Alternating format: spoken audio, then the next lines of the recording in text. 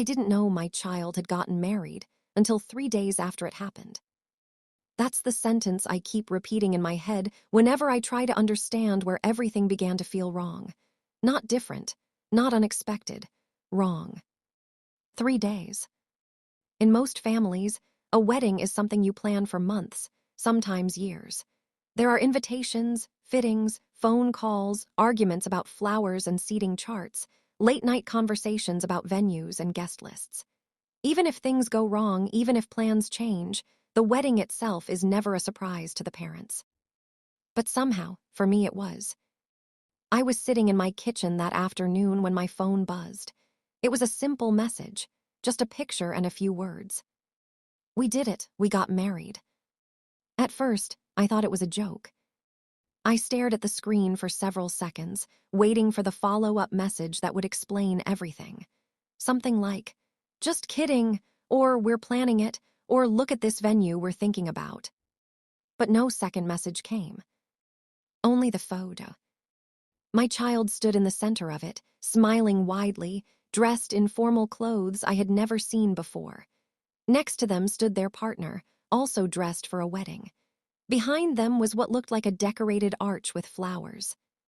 The lighting was warm, professional. Everything about the picture said wedding. Except one thing. I wasn't there. At first, my reaction wasn't anger. It was confusion. The kind of confusion that feels almost physical, like a room suddenly tilting slightly to one side. Maybe it was a courthouse wedding, I thought. Maybe it happened suddenly. Maybe it was small and spontaneous. People do that sometimes. Still, the questions began stacking up immediately. Why didn't they tell me beforehand? Why did I find out through a photo message? And why did it feel like I was looking at something I wasn't supposed to see? I called them right away. The phone rang longer than usual before they answered. "Hey," my child said, their voice bright, almost rehearsed. "Did you see the picture?" "Yes," I said slowly. "I saw it." A small pause followed. "You got married." "Yeah," they said quickly. "It was just a small thing, nothing big." Nothing big. The words landed strangely. Because the picture on my phone looked like a big thing. Flowers, formal clothes, professional lighting.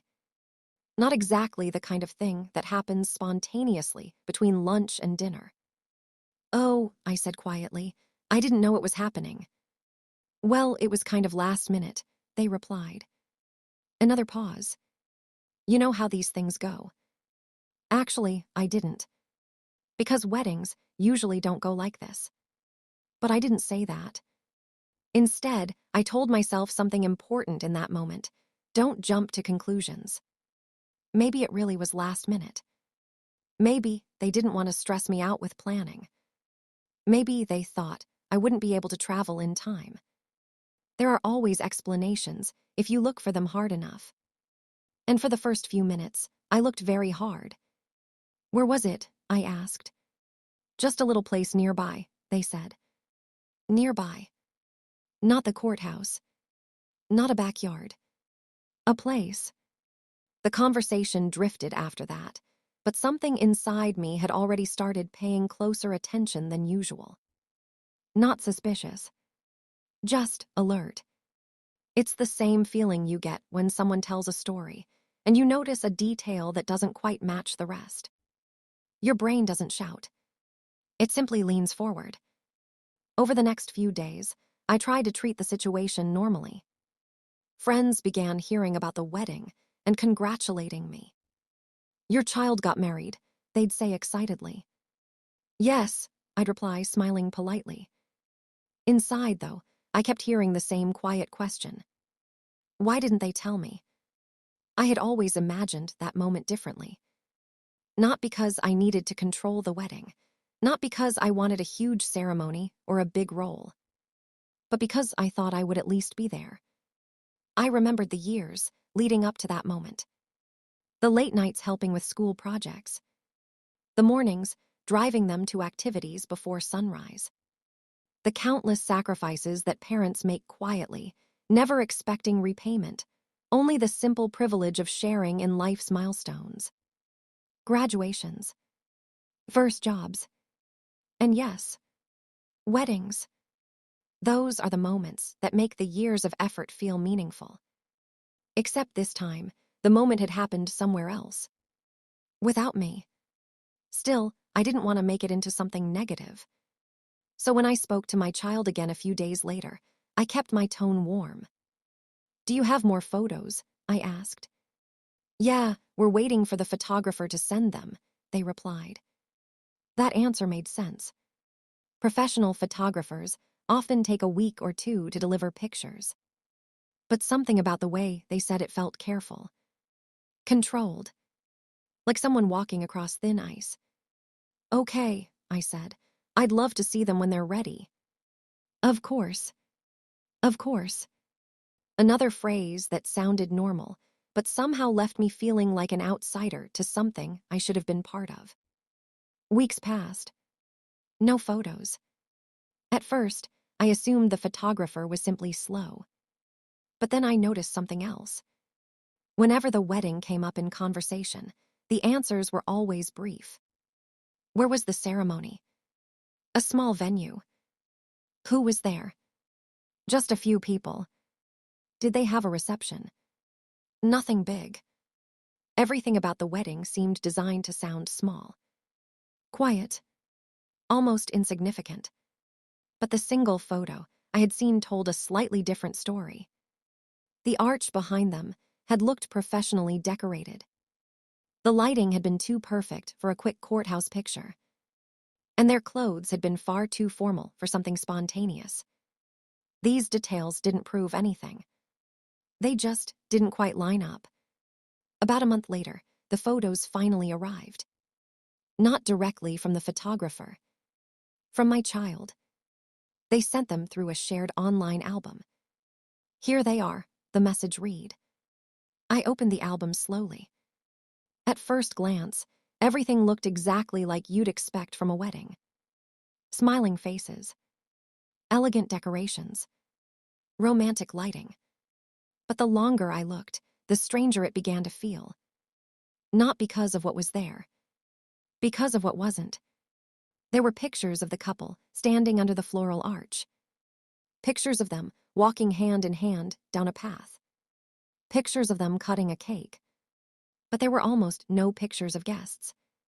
None of the wide shots that usually capture the whole ceremony.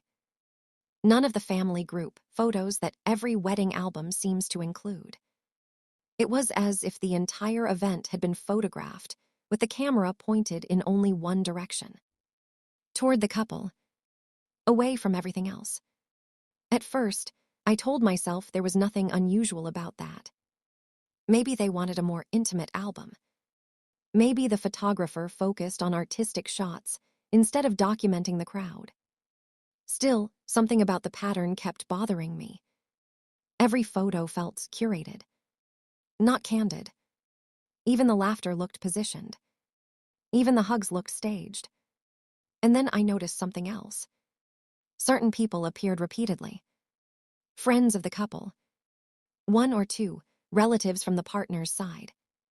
But almost no one from our side of the family. Not my siblings. Not my cousins. Not even people I knew were close to my child. The absence didn't scream. It whispered. Quietly. Persistently. Why? I scrolled through the album again, more slowly this time. The photos were beautiful. Professional. But they felt strangely incomplete. Like reading a book with several chapters missing. I found myself studying small details. Backgrounds. Reflections. Shadows. Not because I was trying to uncover something, but because my mind kept circling the same uncomfortable thought. This wedding had been carefully shown to me. Not simply shared. And then I saw it. One photo stopped me mid-scroll. It looked like a normal picture at first. The couple stood under the floral arch again, smiling toward the camera. Sunlight filtered through the trees behind them. Everything looked perfect, except for one tiny detail in the background. A reflection in a glass window. At first, it was easy to miss. Just a shape. But the more I looked, the clearer it became.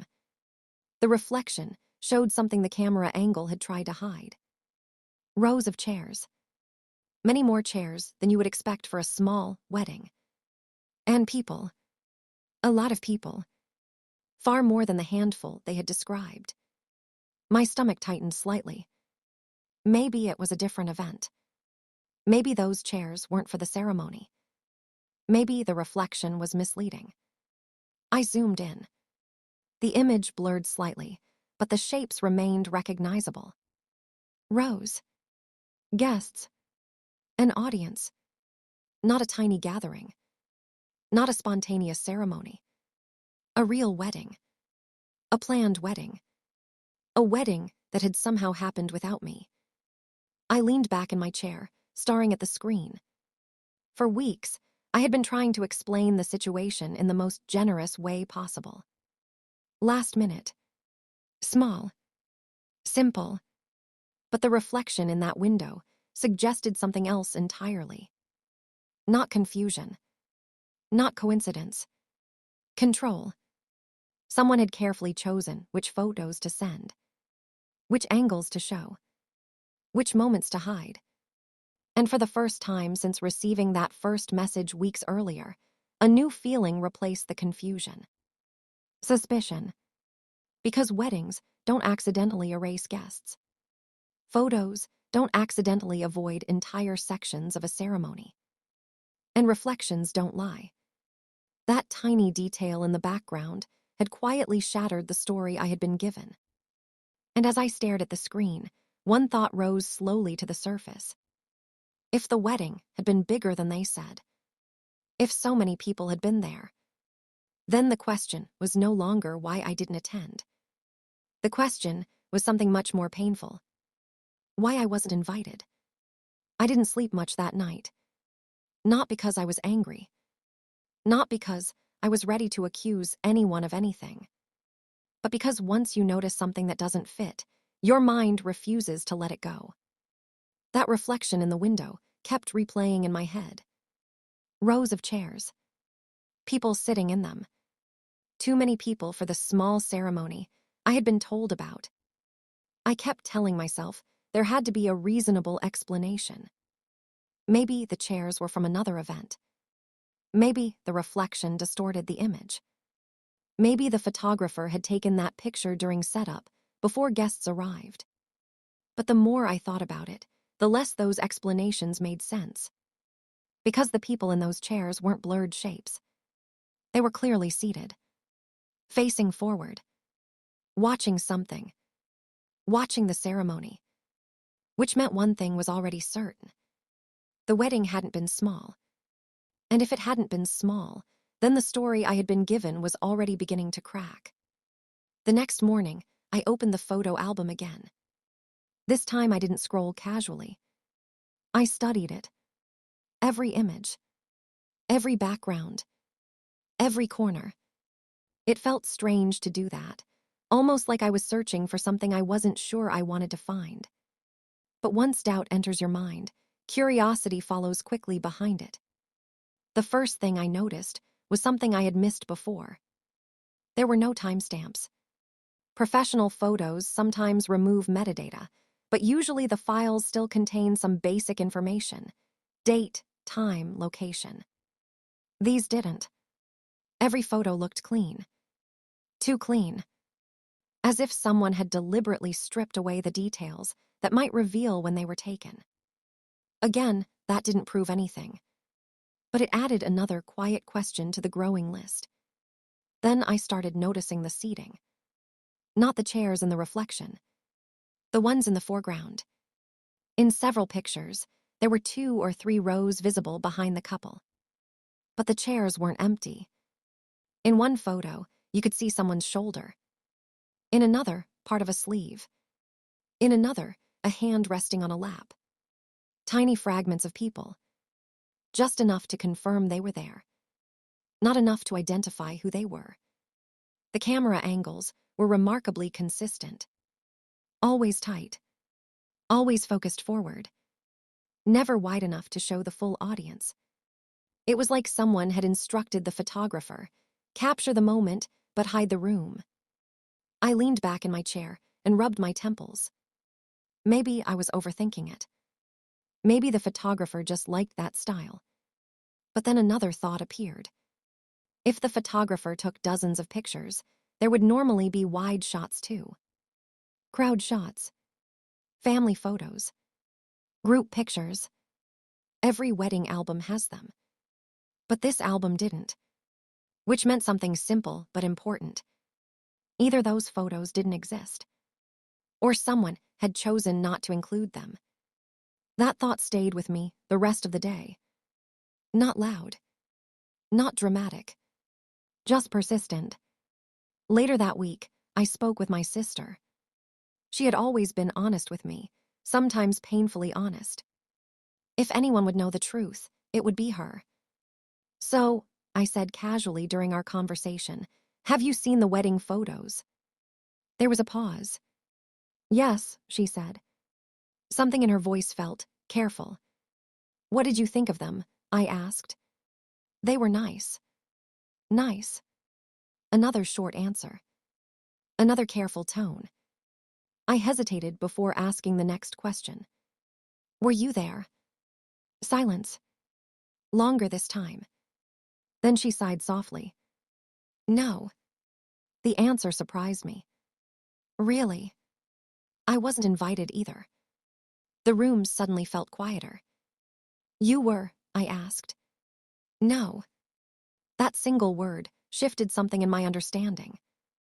Until that moment, I had believed I was the only one missing. But now the pattern looked different. It wasn't just me. "Did they say why?" I asked. "No," she replied. "They just said it was small." Small. That word again. Except the reflection in the photo had already proven it was. After we hung up, I sat alone in the living room for a long time. My mind replayed the conversations I had had with my child over the past few months. The short answers, the vague explanations, the careful avoidance of details. At the time, I had interpreted those moments as busyness. Now they felt more like rehearsed lines. Another memory surfaced. About 2 months before the wedding photo message, I had asked casually if they were thinking about marriage. They had shrugged it off. "Not anytime soon," they said. Not anytime soon. And yet somehow, within a short period, there had been a ceremony, a venue, decorations, guests, and a professional photographer. Weddings don't happen that quickly. They take planning, which meant something else had probably happened. Planning had taken place, just without me knowing.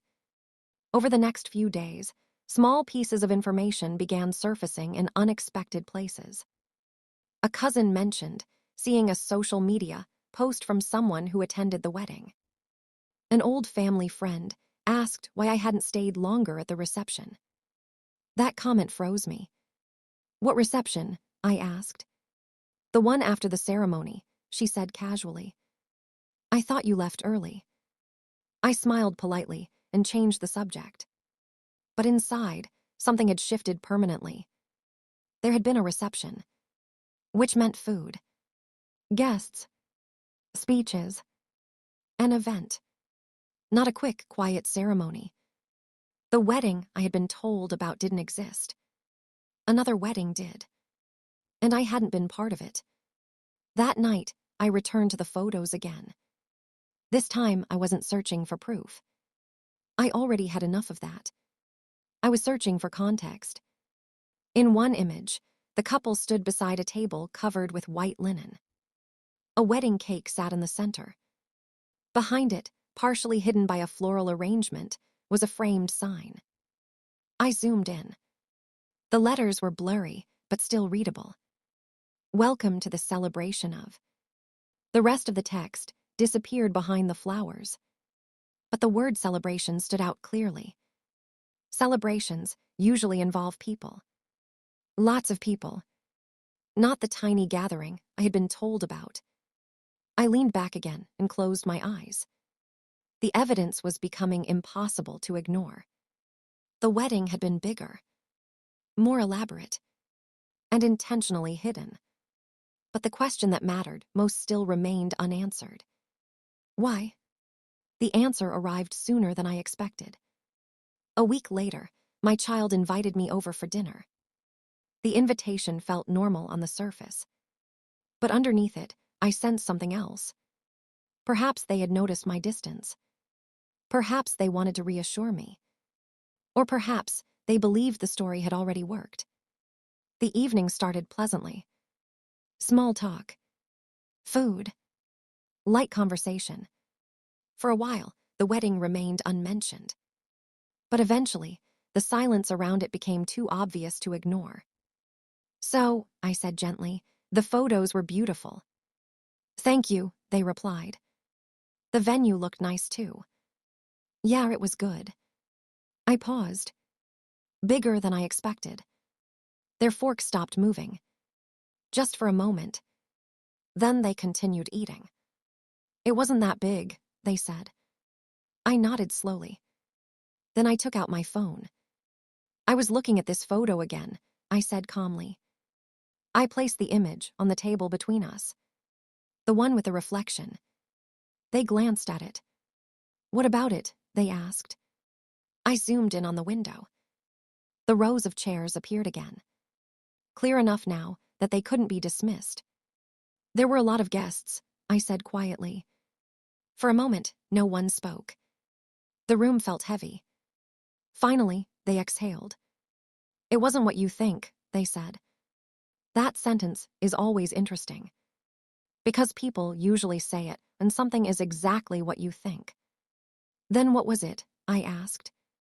Another pause. Then the truth began to unfold. The wedding had been planned months earlier. The venue had been booked long before I received the message. Guests had been invited weeks in advance. Family members had attended. Friends had traveled. A full ceremony. A reception afterward. Speeches. Toasts. Music. Everything. Except me. "Why?" I asked quietly. They looked down at the table. "We thought it would be easier," they said. "Easier for who?" "For everyone." The explanation slowly revealed itself. There had been disagreements in the past. Concerns about how I might react to the marriage. Fears about conflict between different relatives. So instead of confronting those possibilities directly, they had chosen a different solution. Control the story. Keep certain people uninformed. Edit the narrative afterward. Send selective photos. Offer simple explanations. Hope the truth stayed hidden. For a moment, anger flickered inside me. Not because of the wedding, but because of the lie. Because being excluded hurts less than being deceived. But the anger didn't last. It faded into something calmer. Clarity. "I wasn't upset about the wedding," I said softly. They looked up, surprised. "I would have understood if things were complicated," I continued. "I would have understood if you wanted a smaller ceremony." I paused before finishing the sentence. But I deserved the truth. The room fell silent again. This time, the silence felt different. Not tense. Just honest. Eventually, they nodded. "I know." I didn't demand apologies. I didn't raise my voice. Because the reflection in that photograph had already done all the arguing for me. Truth has a strange way of working like that. You can hide parts of it. You can crop it out of pictures. You can rewrite the story around it. But tiny details remain. A reflection in glass. A chair in the background. A missing timestamp. Little fragments that quietly whisper the truth. And when you finally see them, the entire picture changes. As I stood to leave that evening, my child walked me to the door. "I didn't want to hurt you," they said. I believed them. But intention doesn't erase impact. "I know," I replied. Then I added the only thing that really mattered. "Next time, just tell me the truth." Because honesty, even when it's uncomfortable, builds stronger relationships than perfect-looking lies. As I drove home that night, I realized something important. The reflection in that wedding photo hadn't just exposed a lie. It had revealed something deeper. Trust is fragile, but integrity is stronger.